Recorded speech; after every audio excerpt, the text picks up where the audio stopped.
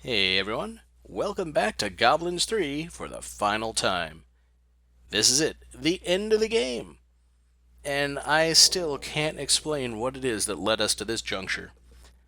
But now that we're here in this room, I do finally understand what the objective is.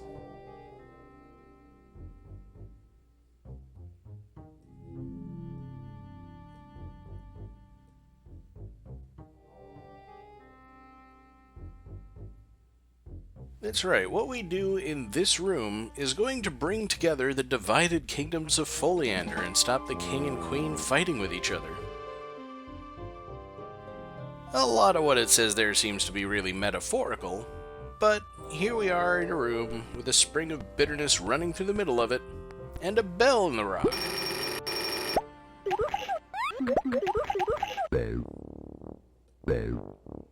Well, we certainly need to get that fence out of the way. We didn't keep much from our previous adventures, but we do still have the axe and the hammer.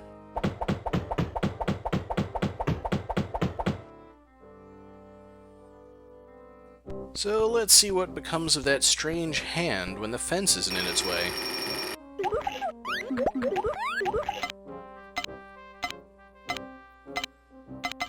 Well, it's attempting to pull that chain out of the spring, but it doesn't seem to be working.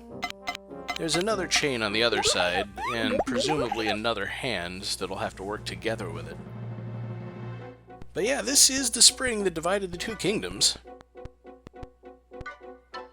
Here is the spring of bitterness. The separated divinities weep from rage. Now, I don't know if it's just me, but those divinities don't look particularly separated. They're sharing an eye, after all. But they do seem to be in two distinct halves, just like the whole rest of the room is. We'll see what each one of them has to say. Before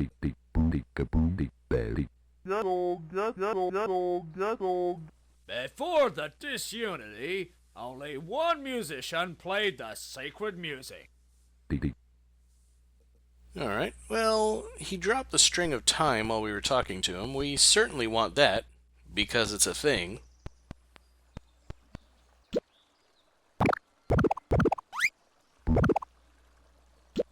And I see the musician over there. Let's go see what he's up to.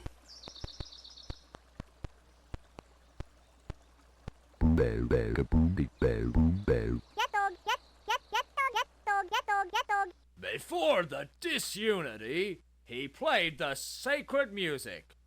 The good old times. Yeah, but he seems to have lost his halo. He has hit bottom and is forced to beg. Oh, I get it. That's where you put money.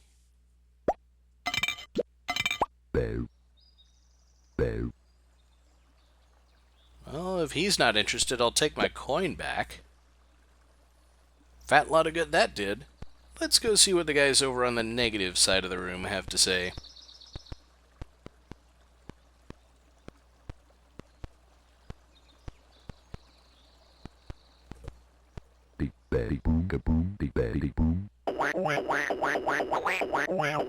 Before the Great Rift, the two poles were united in the same being.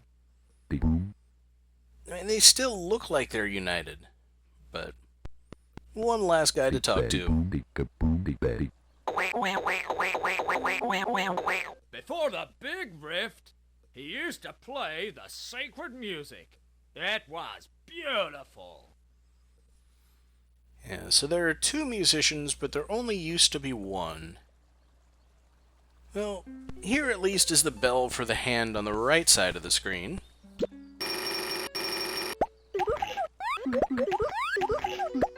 And again, it's trapped behind a wall. We can break that down too.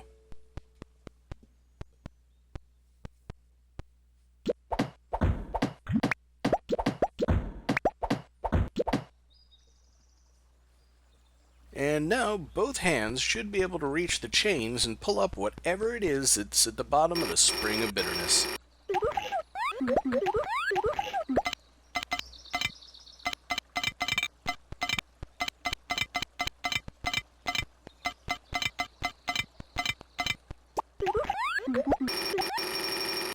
and you don't get a lot of time to click, which is difficult because you can't start Wolfie moving until one hand grabs the chain, and you can't see what he's doing from the far side of the room pushing the other bell.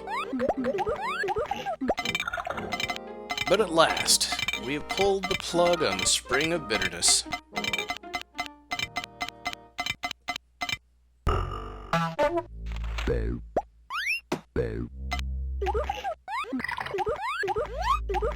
But it seems that as soon as they let go, the spring refills. On the bright side, we did get the sacred music, so let's see what it sounds like.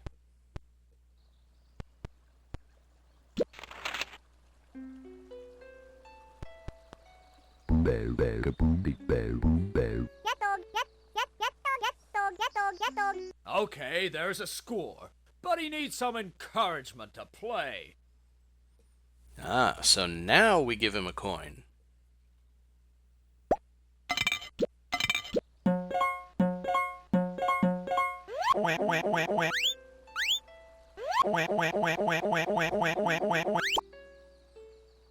Yeah, you may not be able to tell immediately, but that didn't accomplish a whole lot. Still, there is another musician in the room who might make something else out of this music.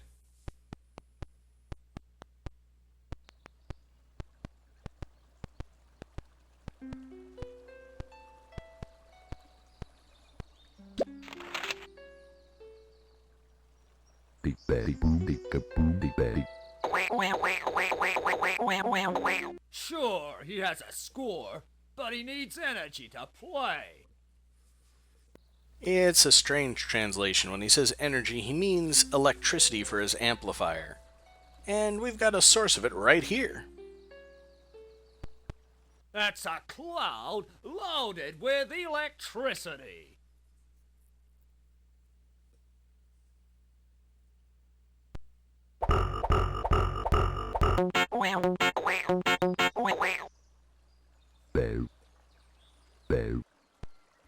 Yeah, neither musician playing alone seems to have done anything useful. Well, there used to be only one musician playing the whole score, and we've got two musicians at opposite sides of the room. And only one sheet of music.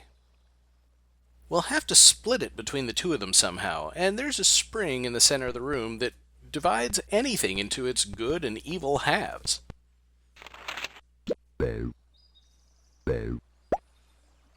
Now the problem is getting the music back. That, of course, is going to require draining the spring so that we can go down. And we've already solved this puzzle before.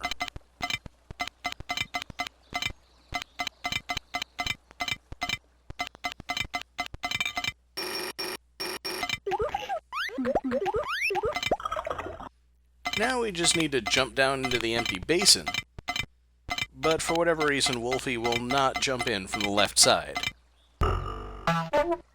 You have to activate the left bell first, and then the right, in order to do this puzzle.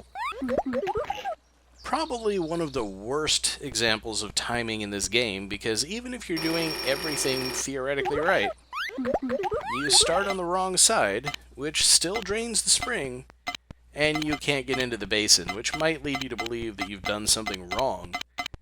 When really I think the game is just kind of broken in this way. Anyway, now we should be able to get that music.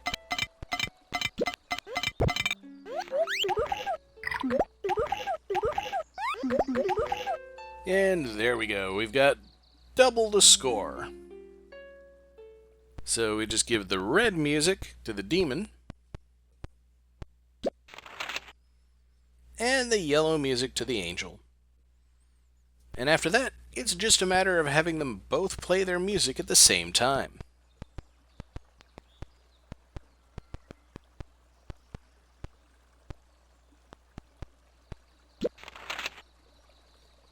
Which, as you might expect, is going to involve a lot more running around.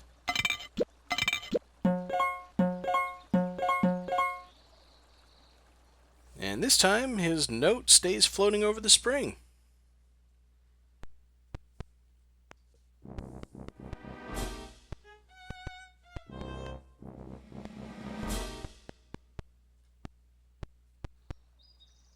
This reminds me a lot of a puzzle from Goblins 2.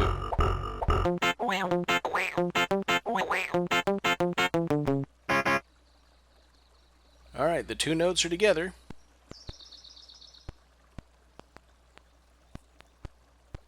To stop the conflict, the notes have to be bound for eternity. Alright, so we'll just tie them up with the string of time.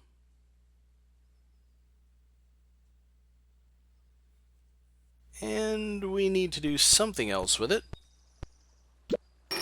The newspaper said that the two hands have to tie the knot, so if we can get there quickly enough.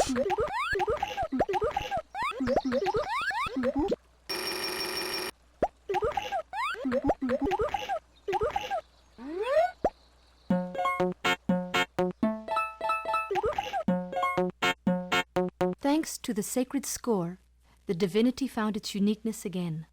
The water of the spring became sweet again, and since it watered the two kingdoms, peace came back.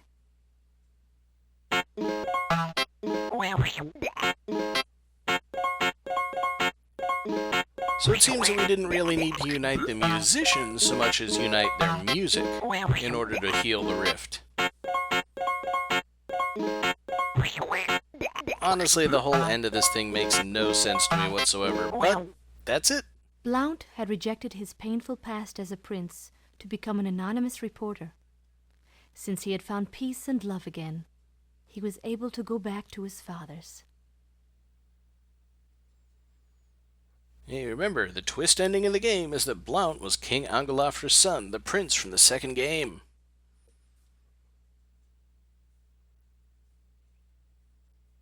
I told you I really can't explain any of this, but I guess it kinda works.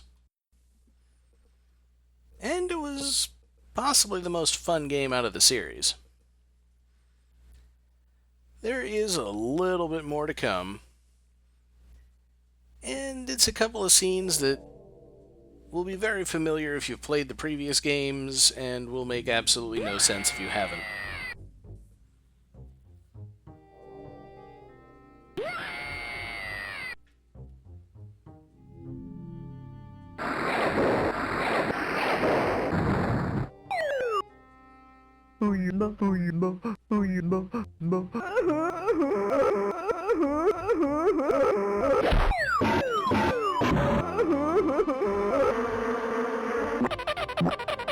Yep, they even kept the farting bee.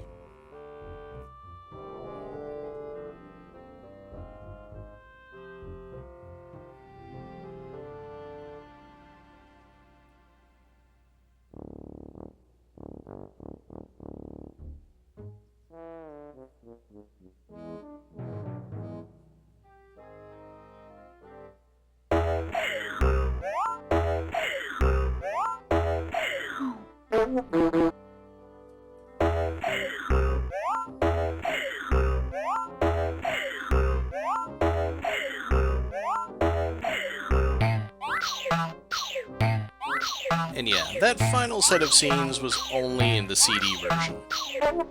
It adds nothing.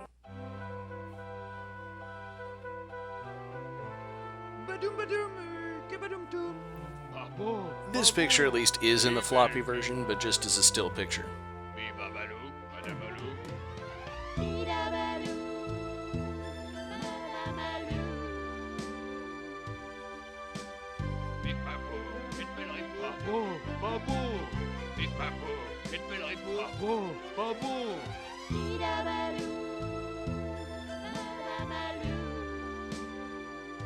I did not click through that screen, it just disappeared immediately.